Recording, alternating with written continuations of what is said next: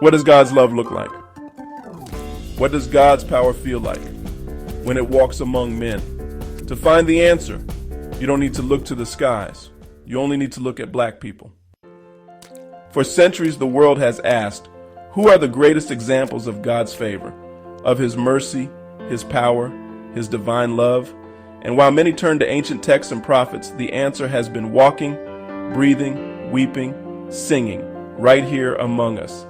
Black people, descendants of Africa, scattered across continents, ripped from homelands, chained in darkness, yet never destroyed. If God's love is shown in how He preserves, then look at us. If His power is shown in how He lifts the oppressed, then listen to us.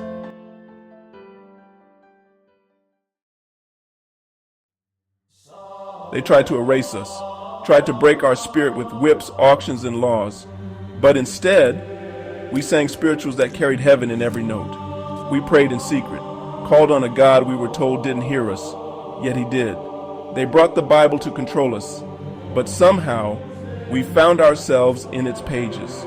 We saw Egypt, we saw Moses, we saw liberation, and just like Israel in Pharaoh's land, we were chosen to show God's glory through our deliverance. What race of people has loved this world, even when the world hated them? What people, after chains, Jim Crow, lynchings, redlining, still sing songs of hope, still rise each morning with brilliance and boldness, still create art, language, style, and strength? Not just for survival, but to inspire.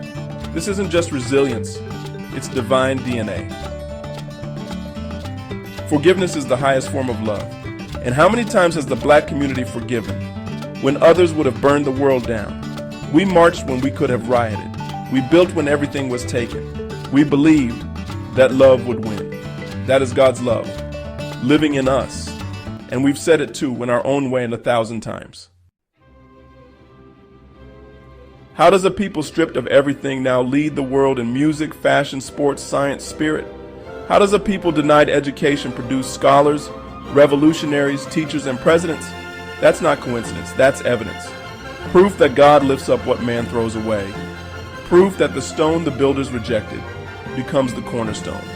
But God hath chosen the weak things of the world to confound the mighty.